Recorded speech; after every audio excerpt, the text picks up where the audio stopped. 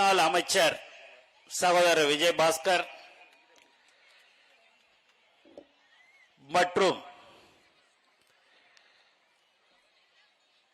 எங்கள் கட்சி தமிழக வெற்றி கழகத்தின் நிர்வாகிகள் கரிகாலன், செந்தில், ஜீவா மோகன், அருள், விக்னேஷ், கரூர் பாலசுப்ரமணியன், அப்பாதுரை, சௌகத் மற்றும் மன்னை செந்தில்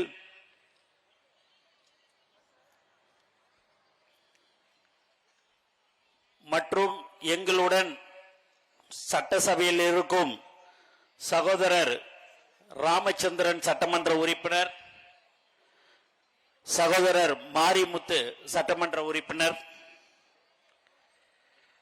மற்றும் இந்த தூய்மை பணியாளர்கள் மற்றும் தமிழ்நாடு ஊரக வளர்ச்சித்துறை தொழிலாளர் சங்கம் 2ஆம் மாநில மாநாடு மிக சிறப்பாக ஏற்பாடு செய்த சகோதரர் ராம்மூர்த்தி, சகோதரர் இந்திராஜித், சகோதரர் ராதாகிருஷ்ணன், சகோதரர் கிருஷ்ணசாமி, சகோதரர் TM மூர்த்தி, சகோதரி வகிதா நிஜாம் மற்றும் சகோதரர் ராமலிங்க சுவாமி, சகோதரர் மீனால் சேதுராமன், சகோதரர் ராம்மூர்த்தி, சகோதரர் சுரேஷ், சகோதரர் கிருஷ்ணசாமி, சகோதரர் காசி விஸ்வநாதன், சகோதரர் செல்வராஜ், சகோதரர் பாலசுப்ரமணியன், சகோதரர் சுப்பிரமணி, சகோதரர் ராஜ்குமார், சகோதரர் பழனிசாமி, சகோதரர் சத்தியமூர்த்தி, சகோதரர் ஜான் போஸ்கோ பிரகாஷ் மற்றும் எளிமையானவர், ரொம்ப ரொம்ப நல்லவர் எங்கள் அண்ணன் தோழர் மு வீரபாண்டியன் அவர்கள் மற்றும் இங்கே வருகை தந்திருக்கிற தாய்மார்களுக்கும் கம்யூனிஸ்ட் கட்சி நிர்வாகிகளுக்கும் நான் என்ன சொல்ல போறேன்னு எதிர்பார்த்து கொண்டிருக்கும் உங்கள் அனைவருக்கும் தமிழ்நாடு முதலமைச்சர் அவர்களின் சார்பாக என்னுடைய முதற்கண் வணக்கத்தை தெரிவித்துக் கொள்கிறேன்.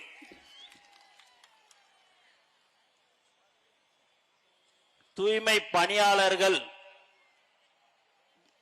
நீங்க உங்களை இங்க பார்த்த வழியில எல்லாரையும் நான் பார்த்து கை கொடுத்துட்டே தான் வந்தேன்.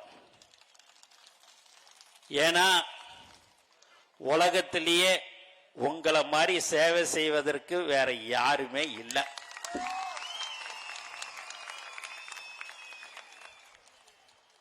வரும்போதே அந்த சந்தோஷம், அந்த வரவேற்பு நீங்க எல்லாம் கொடுக்கும் போது உண்மையாகவே சொல்ற உங்களை மாதிரி வேற யாருமே உலகத்துல இருக்க மாட்டாங்க.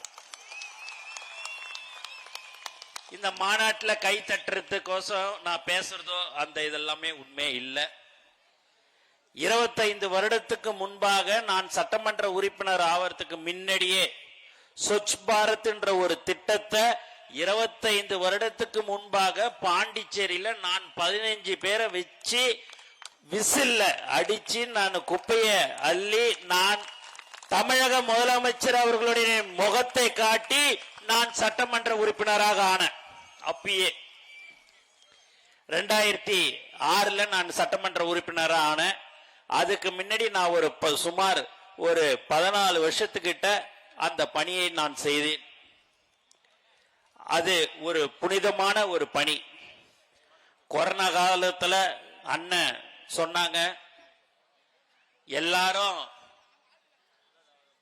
கூட இருக்கிறவங்க சொந்தம் பந்தம் எதுவுமே வரல, ஆனா நீங்க தான் அன்னைக்கு அந்த இடத்துல எல்லாத்தையும் பார்த்தவர்கள் யார் என்று சொன்னால் நீங்க தான். அதுல மாற்று கருத்தே கிடையாது. ஆனா உங்களுக்கு இன்னமும் சம்பளம் என்னன்னு பாத்தீங்கன்னா வெறும் 6000 ரூபாய் தான். அது ஏன் கடந்த காலத்துல யாருக்குமே மனசு வரலன்றது தெரியல. ஆனால் நம்மளுடைய முதலமைச்சர் அவர்கள் உங்களுடைய கோரிக்கை அனைத்தும் பரிசீலிக்கப்படுவார் என்பதை இங்கே நான் தெரிவித்துக் கொள்கிறேன். நாங்க 3 மாசம் தான் ஆச்சு, 100 நாள் 105 நாள் தான் ஆயிருக்குது. இதுக்கு முன்னாடி பல ஆண்டு காலம் மாறி மாறி 2 கட்சியும் ஆட்சியில இருந்துட்டாங்க. இப்ப எங்களை பார்க்கும் போதெல்லாம் உங்களுக்கு தாங்கி கொள்ளவே முடியல. என்னடா இது 2-2.5 வருஷத்துல எல்லாம் சின்ன பசங்க வந்தானுங்க, தலைவர் என்ற ஒரு தளபதின்ற ஒரு முகத்தை காட்டினானுங்க. 107 பேர் சட்டமன்ற உறுப்பினர் சொல்லி உக்காந்துட்டாங்கன்னு. இங்க சகோதரர் கதிரவன் இருக்கிறார், அவர் என்னைய இந்த தொகுதியில தான் நிக்கணும்னு சொன்னார். ஆனா நீ என் தொகுதியில நின்னுலன்னா நான் உன்னை எப்படியா இருந்தாலும் தலைவர் முகத்தை காமிச்சு நான் உன்னை எப்படியும் ஜெயிக்க வச்சிருவேன்னு. அப்படியா கதிரவா அப்படின்னு சொல்லிட்டு நான் நிக்கிறது எங்கேயாவது ஒரு இடத்துல நான் நின்னுப்பேன் இல்ல. நான் தலைவர் தளபதி யாரை 234 தொகுதியில காட்டுறாங்களோ தலைவர் முகத்துக்கோசம்தான் இந்த தாய்மார்கள், இளைஞர்கள், பெரியவர்கள் எல்லோரும் போட்டு போட தயாராக இருக்கிறார்கள். அப்படி இருக்கும்போது நீ உழைச்சிருக்க, நீ தான் அந்த தொகுதியில நிக்கணும்னு சொன்ன தலைவர் அவருக்கு அந்த வாய்ப்பை கொடுத்தாரு. இன்னைக்கு ஒரு சட்டமன்ற உறுப்பினராக கதிரவன் இருக்கிறார். மேலும் விக்னேஷ் சட்டமன்ற முசிறி சட்டமன்ற உறுப்பினர் அவர்கள் நைட்டு 1-1:30-2 மணிக்கு போன் பண்ணி காலையில வாங்கன்னு சொன்னோம், வந்தாரு. தலைவர் அவரை வேட்பாளராக அறிவித்தார். இன்று அவர் ஒரு சட்டமன்ற உறுப்பினராக இருந்து கொண்டிருக்கிறார். கதிரோடும் சரி விக்னேஷும் சரி எந்த ஒரு கை நீட்டல் இல்லாமல் மக்களுக்கு சேவை செய்து கொண்டிருக்கிற ஒரு சட்டமன்ற உறுப்பினராக தான் நாங்கள் எல்லோரும், அமைச்சர் பெருமக்களும் சரி சட்டமன்ற உறுப்பினர்களும் சரி, எக்காரணத்தை கொண்டும் நாங்கள் தவறு செய்ய மாட்டோம் என்பதை மீண்டும் மீண்டும் திட்டவட்டமாக நாங்கள் தெரிவித்துக் கொள்கிறோம். மேலும் இஎஸ்ஐ இல்ல, பிஎஃப் இல்ல, இதெல்லாமே அண்ணன் சொன்னார். ஆனா எங்க அண்ணனை நான் அடிக்கடிக்கு 2-3 தடவை அவருடைய அலுவலகத்துக்கு போயிருக்கிறேன். காலையிலயும் அங்கதான் இருப்பாரு, நைட்டு 1 மணி ஆனாலும் அங்கதான் இருப்பாங்க, எல்லாருமே அங்கேயே தான் இருப்பாங்க. லெலின் அண்ணன் பாத்தீங்கன்னா அங்கேயே படுத்துப்பாரு, அங்கேயே இருப்பாரு. அப்புறம் அண்ணன் இவரு பெரியசாமி அண்ணன் பாத்தீங்கன்னா அங்கேயே தான் இருப்பாரு. இதெல்லாம் பார்க்கும்போது எனக்கு ரொம்ப ரொம்ப சந்தோஷமா இருக்கும். ஏனென்று சொன்னால் மக்கள் மீது, ஏழை மக்கள் மீது எந்த அளவுக்கு இந்த கம்யூனிஸ்ட் கட்சி எப்போதும் பரிவு காட்டும் ஒரு கட்சி அது கம்யூனிஸ்ட் கட்சி. அந்த கட்சி பல ஆண்டுகளாக இருந்து கொண்டு தொழிலாளர்களுக்காக போராடக்கூடிய ஒரு கட்சி. எங்களுடைய புதுச்சேரியில் தியாகி சுப்பையா பெரிய தலைவர். அது மட்டும் இல்லாம அண்ணன் நல்ல கண்ணு அவர்கள் வீட்டுக்கெல்லாம் நான் அவரை பார்த்திருக்கிறேன்.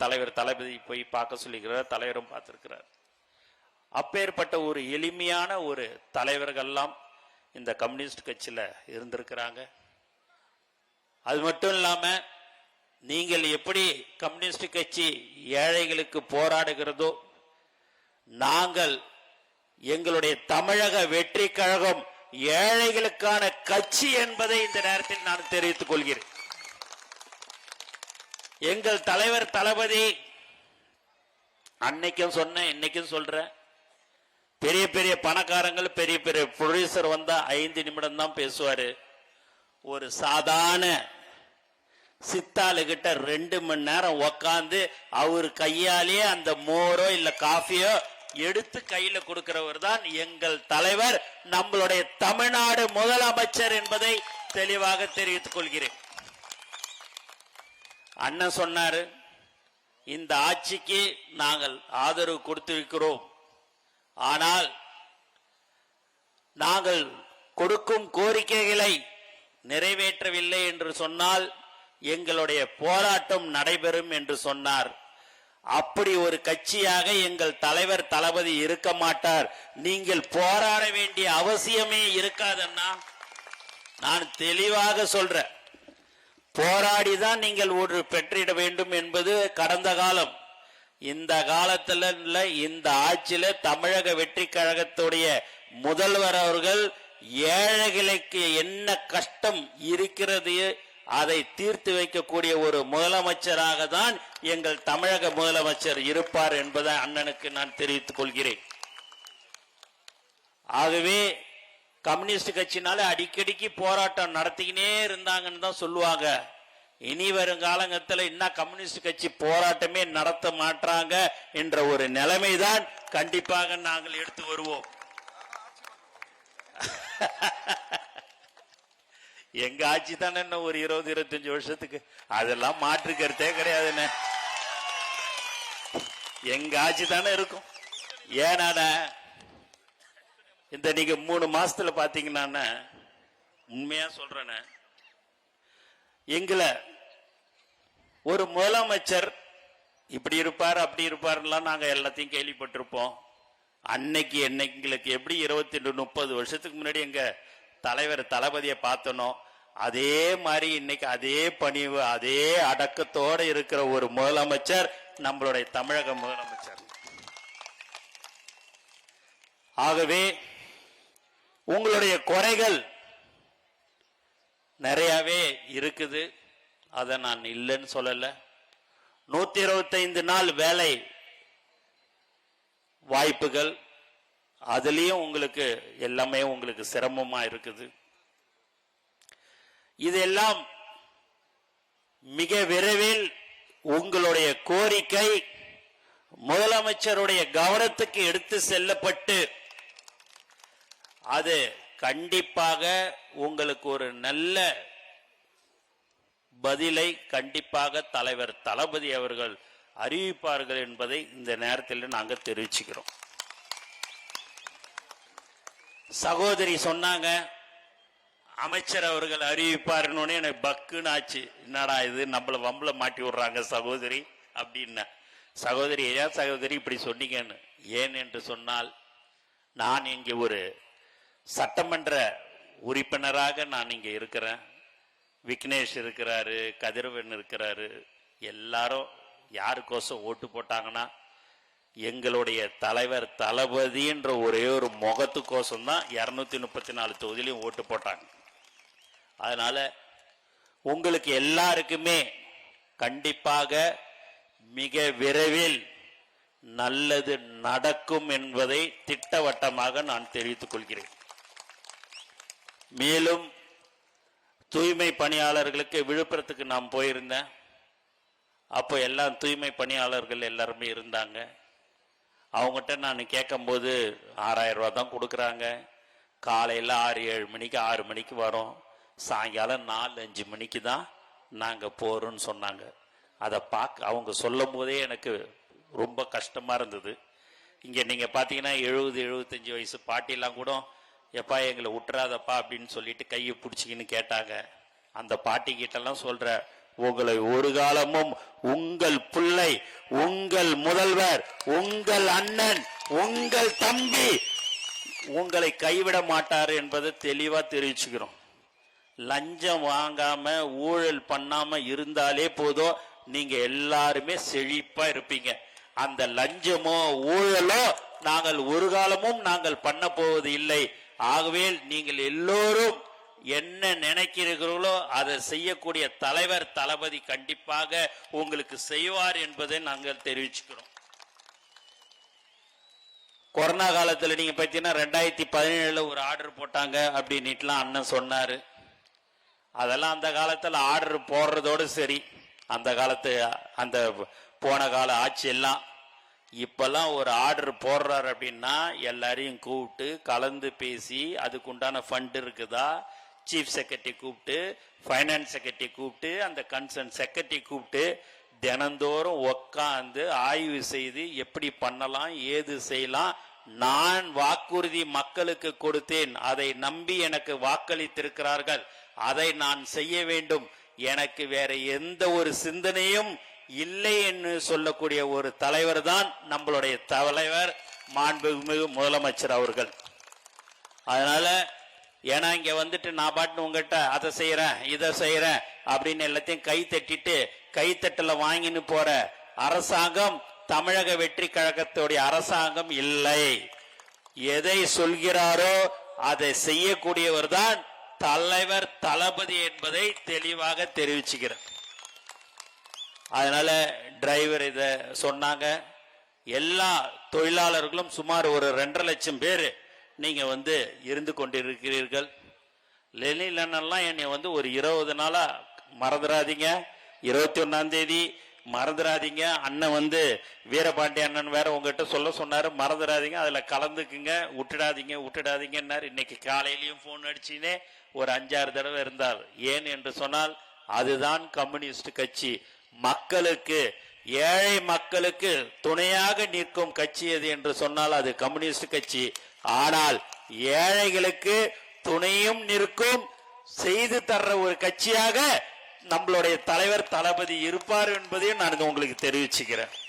ஆகவே நீங்கள் எதை பற்றியும் கவலைப்பட வேண்டாம். உங்கள் முதலமைச்சர் உங்களுக்காக, மக்களுக்காக, மக்களுக்கு சேவை செய்ய வேண்டும் ஒரு நல்ல எண்ணத்தில் தான் உச்சத்தில் இருக்கும் போதே எனக்கு இந்த உச்சத்தை கொடுத்தது தமிழக மக்கள். அந்த மக்களுக்கு நான் உச்சத்தில் இருக்கும் போதே சேவை செய்ய வேண்டும் என்று சொல்லக்கூடிய ஒரு தலைவர் அதை விட்டுவிட்டு உங்களுக்கு இங்கு சேவை செய்ய வந்திருக்கிறார். ரிட்டையர்மெண்ட் ஆயிட்டெல்லாம் அவர் வரல.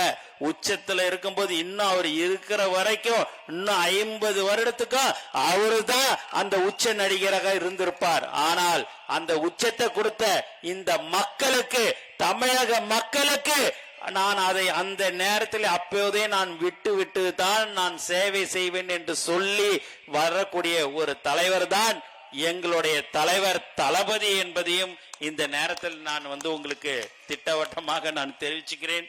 ஆகவே அண்ணன் வீரபாண்டியன் அண்ணன் அவர்கள் சொல்லது போதும், உங்களுடைய தொழிற்சங்க தலைவர் அண்ணன் சொன்னது போல நீங்கள் கவலைப்பட வேண்டாம். கண்டிப்பாக நீங்கள் போராடுகிற மாதிரி நாங்கள் நடந்து கொள்ள மாட்டோம்.